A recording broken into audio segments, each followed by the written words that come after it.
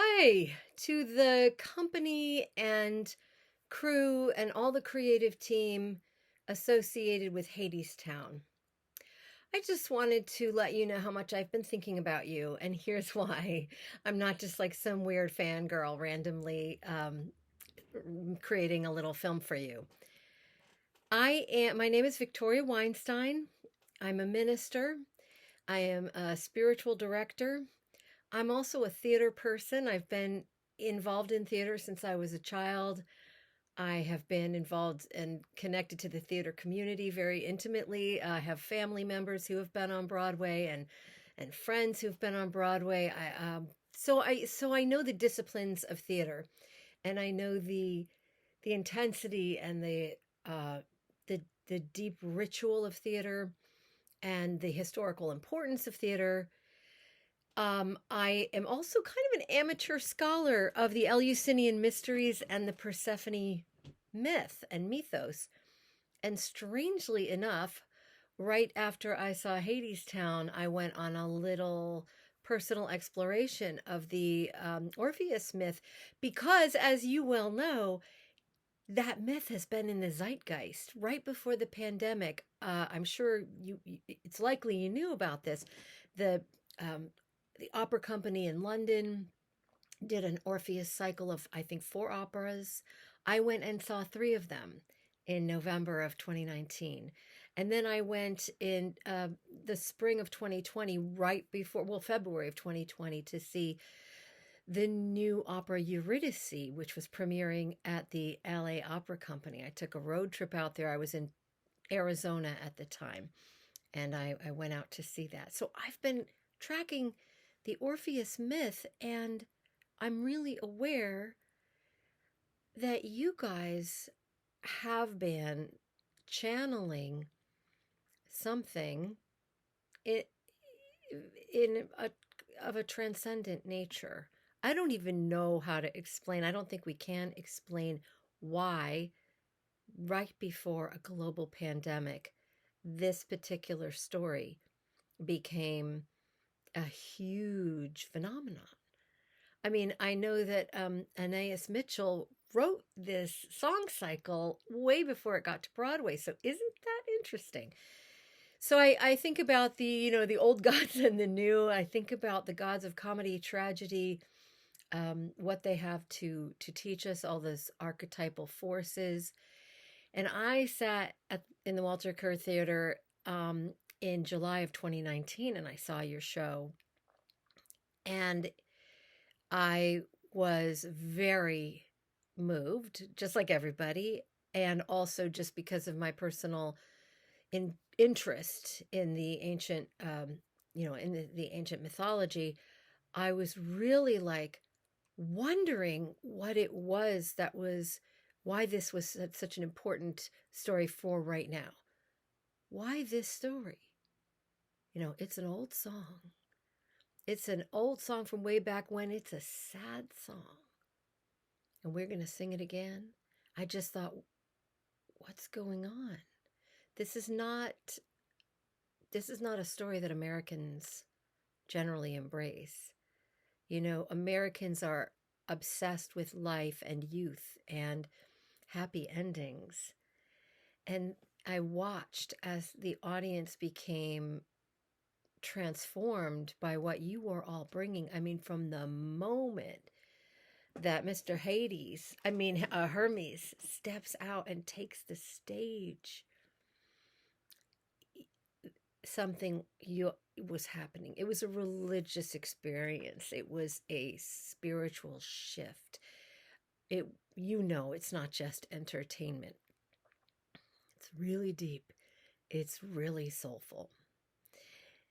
Um, and so I was part of the catharsis. I was part of, even though I know the myth really well, and I was aware of how the Persephone, Hades, Orpheus, Eurydice stories were being kind of intermeshed and creatively reimagined for the 21st century. I knew where it was going. I knew what was going to happen on that, walking out. I knew he was going to turn around. And yet when he does it, I gasped with everyone else. And had my heart broken with everyone else. And then I left that theater. I wrote to Amber Gray. She and I have exchanged some correspondence. I sent her my master's thesis on Persephone and Jesus as twin avatars of resurrection. And I thought a lot about why this story could be in the zeitgeist, but it never occurred to me that it was a gift. I'm going to dare say this. I'm going to speak this language to you because I know theater people are magical people. I think it was a gift from spirit, the gods, from God, the ancestors, I don't know, to connect us to an ancient source of wisdom and strength for the tragedy that would unfold soon after I saw the show. And when I wrote to Amber, she wrote to me and said, "Oh, we're going to, close the show for 5 weeks." And I remember just thinking, I hope it all works out.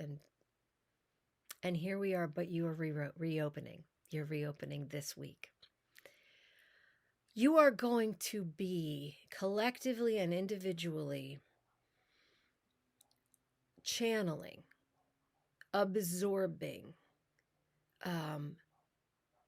mediating a huge tsunami of emotion, an intensity and a profundity, the likes of which I don't think any of us have ever experienced before in the performing arts. I don't know. Maybe that's not true. I don't know all of your experiences. Many of you have long experience in this. We certainly haven't seen the kind of shared loss of life and illness and devastation on this widespread, although certainly New York City has been through its own seasons of terrible, terrible loss. I don't know what to offer you except to say that I am a spiritual worker. It's my profession, it's my job. I am a spiritual director.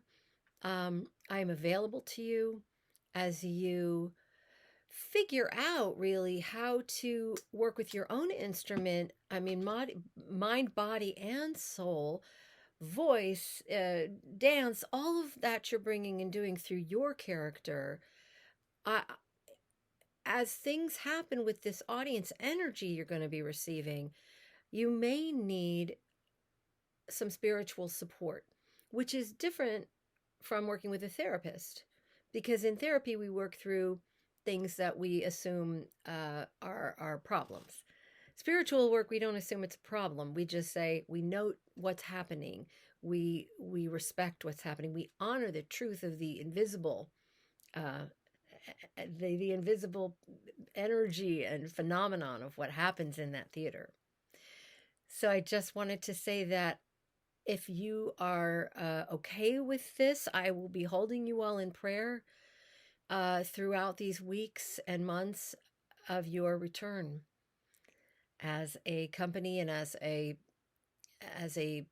phenomenon that, you are Hadestown.